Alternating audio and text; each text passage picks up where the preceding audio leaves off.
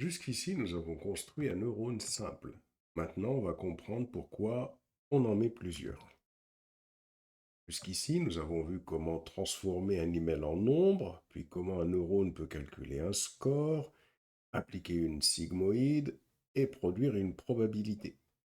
Maintenant, nous allons franchir une étape importante, comprendre l'intérêt d'une couche cachée. Un neurone est utilisé pour les cas simples, mais il a des limites. L'idée principale est simple, un seul neurone donne une seule lecture de l'email, alors que plusieurs neurones peuvent observer plusieurs aspects différents du message. Rappelons ce que faisait notre neurone unique. Il recevait 4 entrées, gagné, gratuit, bonjour et rapport. Chaque entrée valait 1 si le mot était présent dans l'email et 0 si le mot était absent. Ensuite, le neurone multipliait chaque entrée par un poids, ajoutait un biais, puis transformait le score avec la fonction sigmoïde. À la fin, il obtenait une probabilité de spam. Ce neurone est utile pour comprendre le principe, mais il reste limité. Il fait une seule combinaison globale de tous les mots. Le problème, c'est que les emails réels ne sont pas toujours simples.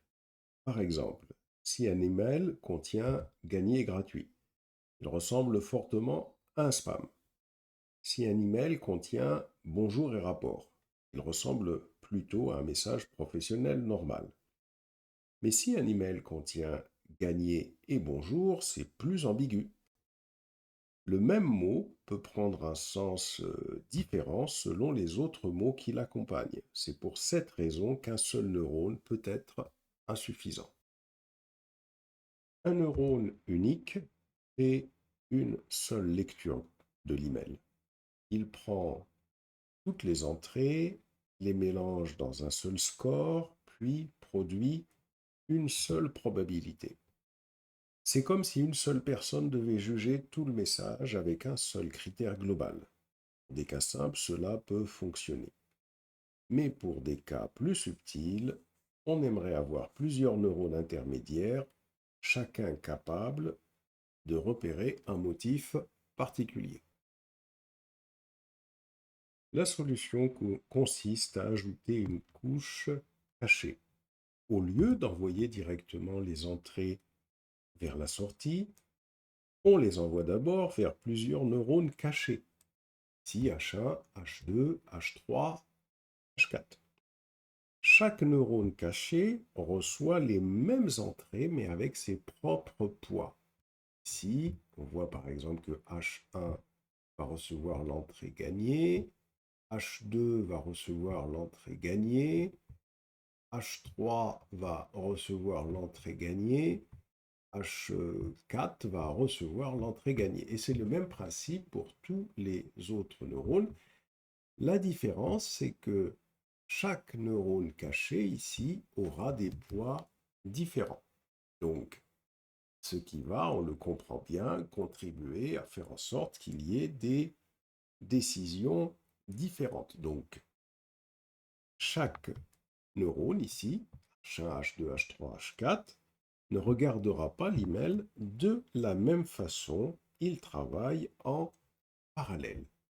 Ensuite, nous allons avoir le résultat qui vont être combinés par le neurone de sortie, ici, pour produire la décision finale, qui va être soit un spam, soit un email normal. Donc, on a les entrées, on a la couche cachée, on a la couche de sortie, ici. Dans la prochaine diapo, on va faire un zoom des poids de H1 et H2 pour encore mieux comprendre comment tout ça va fonctionner quand nous allons coder. Regardons maintenant plus concrètement ce que reçoit un neurone caché. Chaque neurone caché possède ses propres poids. Par exemple, le neurone H1 peut avoir des poids forts et positifs pour les mots gagnés et gratuits. C'est ce qu'on voit ici. Le mot gagné il a un poids qui est de 0,9 vers H1 et le mot-clé gratuit, il a un poids de 0,9 vers H1. Tandis que si on considère les mots bonjour et les mots rapport, ils ont des poids beaucoup plus faibles. Donc, ça veut dire que H1 devient sensible à un motif de type spam ou appât financier. Si l'email contient gagné et gratuit, H1 aura tendance à s'activer fortement. Le neurone H2, lui, peut avoir des poids plus forts sur bonjour 0,8 et rapport 0,9 et des poids beaucoup plus faibles en ce qui concerne les mots gagnés et les mots gratuits. Donc, ça veut dire que H2, lui, il devient sensible à un contexte plus professionnel ou normal. L'idée importante, c'est donc la suivante. Les neurones cachés ne font pas la même chose. Chacun doit apprendre à repérer un aspect différent de l'email, comme on vient de l'expliquer pour H1 et H2. Et donc, l'idée clé, c'est que chaque neurone caché possède sa propre façon de lire l'email. Prenons maintenant un email simple représenté par le vecteur que l'on voit ici, 1, 1, 0, 0, avec les mots-clés gagnés et gratuits, et on va faire un calcul sur le neurone caché H1 pour comprendre comment ça fonctionne. Donc ici, ça signifie que les mots-clés gagnés et gratuits sont présents, tandis que bonjour et rapport sont absents. Pour calculer le score du neurone H1, on multiplie chaque entrée par le poids correspondant à H1. Sur l'image précédente, il y avait 0,9, 0,9, moins 0,4 et moins 0,3. On va choisir un biais de H1 qui va être égal à moins 0,8. On va obtenir ici le score de H1 qui va être égal à 1 fois 0,9 plus 1 fois 0,9 plus 0 fois moins 0,4 plus 0 fois moins 0,3 moins le biais 0,8. On a le calcul ici. Donc, on va avoir ce calcul qui va nous donner 1,0. Le score brut est donc, comme on le voit ici, 1,0. Ensuite, qu'est-ce qu'on va faire? On va appliquer la sigmoïde. Et donc, quand on fait sigmoïde de 1,0, on obtient 0,731. Donc, on voit que c'est une valeur qui est proche de 1. On a H1 qui s'active fortement. Cela correspond bien à notre intuition. Cet email contient des mots suspects, donc le neurone spécialisé dans l'appât financier réagit. Prenons maintenant le calcul du neurone H2 pour le même email. L'email est toujours 1, 1, 0, 0, mais H2 n'utilise pas les mêmes poids que H1. On les a vus dans le schéma précédent, on a 0,2, 0,1, 0,8, 0,9. Et pour H2, on va donc avoir le calcul suivant. 1 fois 0,2 plus 1 fois 0,1 plus 0 fois 0,8 plus 0 fois 0,9, auquel on ajoute le biais qu'on a défini à moins 0,6. On a un calcul qui va nous donner moins 0,3. Ici, H2 donne un score faible. Ce motif pro n'est pas vraiment un spam. Et donc, après avoir appliqué la sigmoïde, on obtient 0,426. Donc on a H2 qui ne s'active pas fortement, il est inférieur à 0,5. Cette probabilité, c'est logique. H2 est plutôt sensible au contexte pro, alors que cet email ressemble davantage à un spam. Voilà pour les explications de la façon dont les calculs se font dans les neurones cachés. On peut comparer la couche cachée à une petite équipe d'experts. Chaque expert regarde l'email sous un angle différent. Un expert repère les mots commerciaux, un autre le contexte normal, un autre repère les cas suspects. Ensuite, la décision finale combine ces avis. C'est exactement ce que fait un réseau de neurones. Il construit plusieurs lectures intermédiaires, puis il les combine. Dans notre petit réseau, il y a déjà plusieurs paramètres entre les 4 entrées et les 4 neurones cachés. Et on a ensuite une couche entre les neurones cachés et la sortie. Eh bien, entre les 4 entrées et les 4 neurones cachés, on a 4 fois 4 poids, donc on a 16 poids en tout. De plus, chaque neurone caché possède un biais, donc il faut ajouter ces 4 biais. Donc ça veut dire que sur la première couche, nous avons 20 paramètres en tout. Ensuite, entre les 4 neurones cachés et la sortie, on a 4 poids et un biais.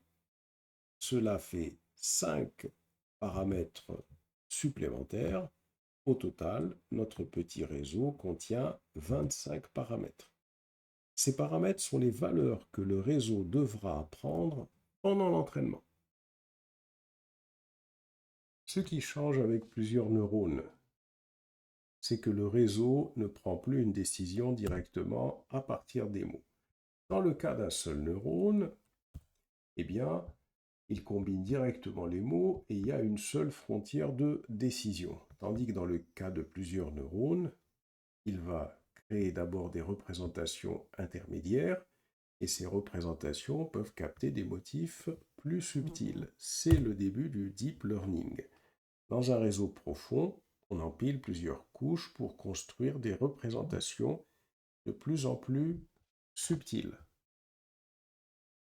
Maintenant, nous allons passer au code Python. L'objectif, c'est pas d'entraîner le réseau.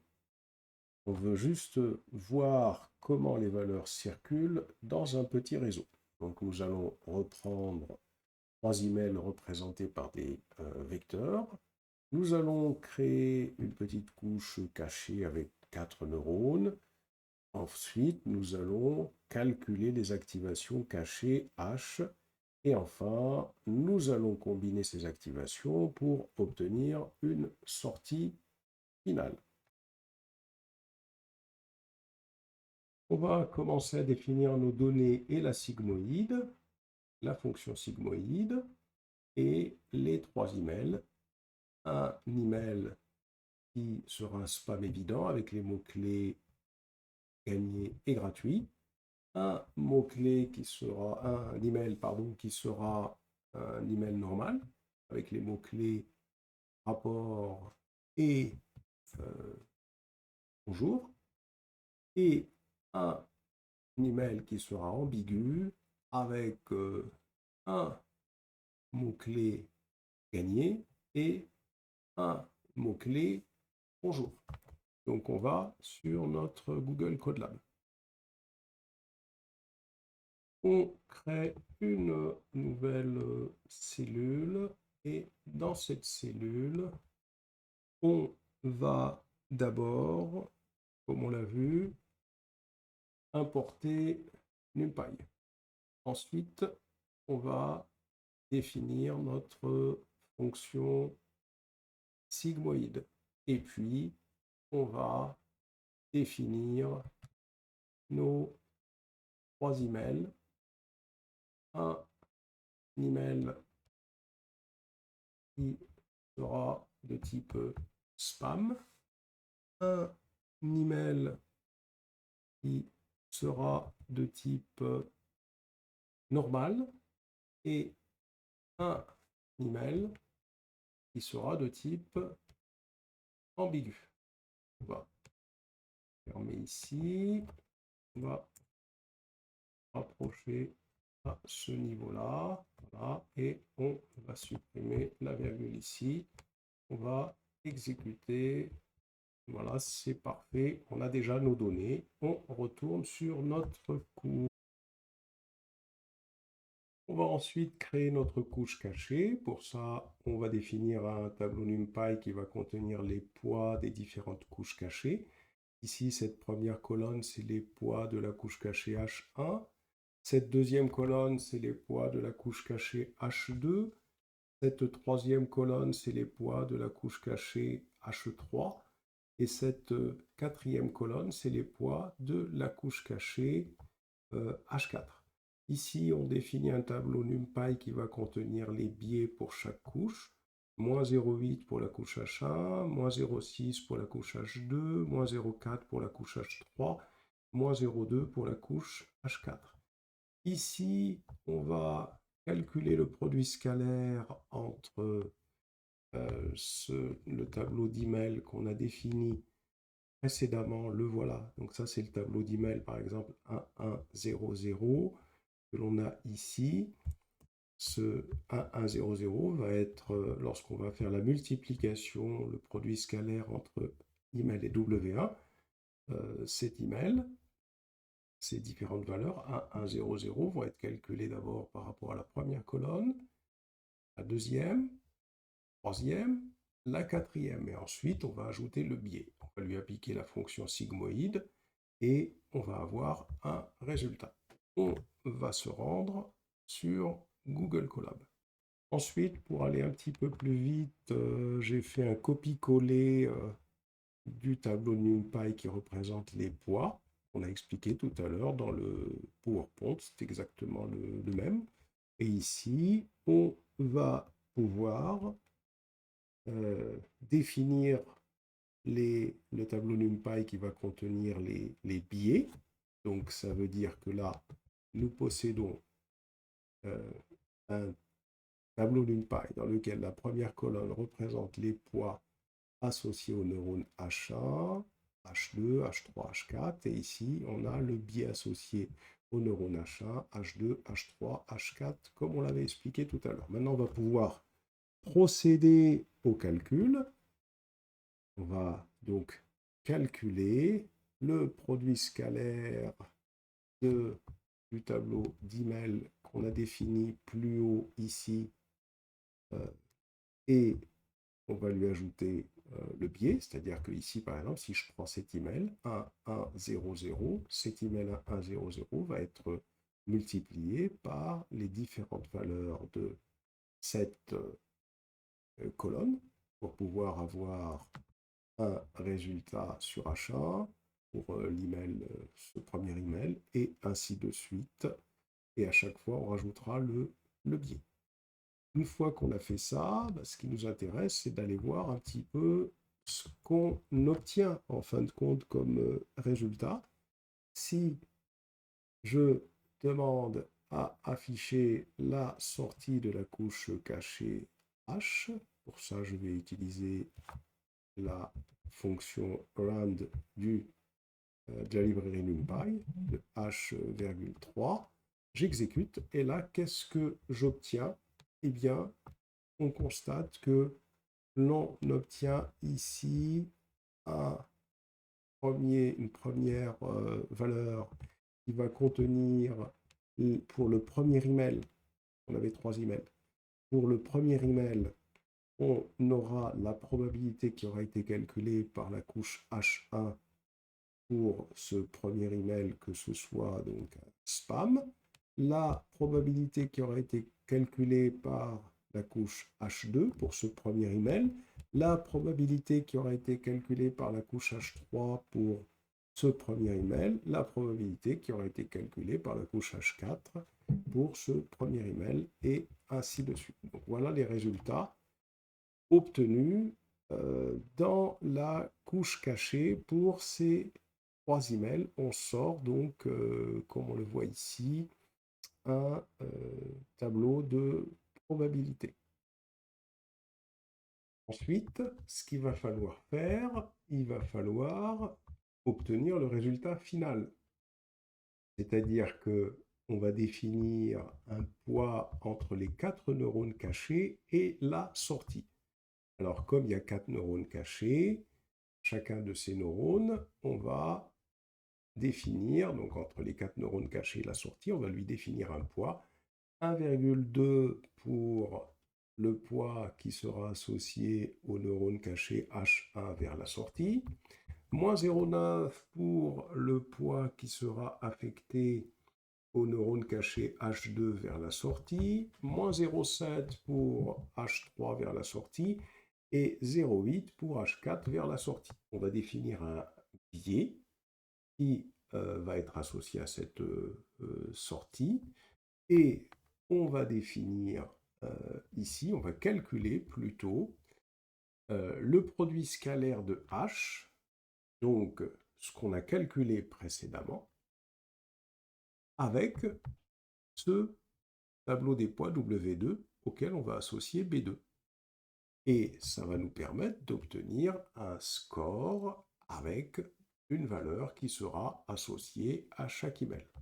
On va ensuite, dessous ici, parcourir ce tableau des scores obtenus et la décision sera calculée de la façon suivante. Si le score est supérieur à 0,5, ce sera un email qui sera spam, sinon il sera normal.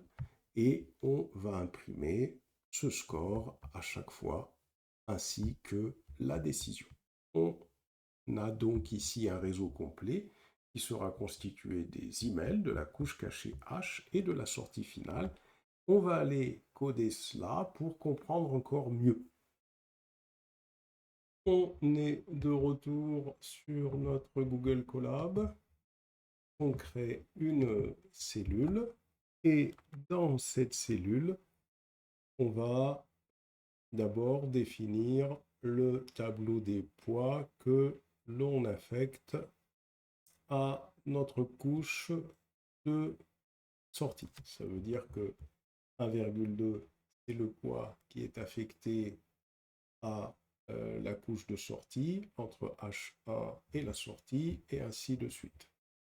Ensuite, on va définir le biais qui est associé à cette seule couche.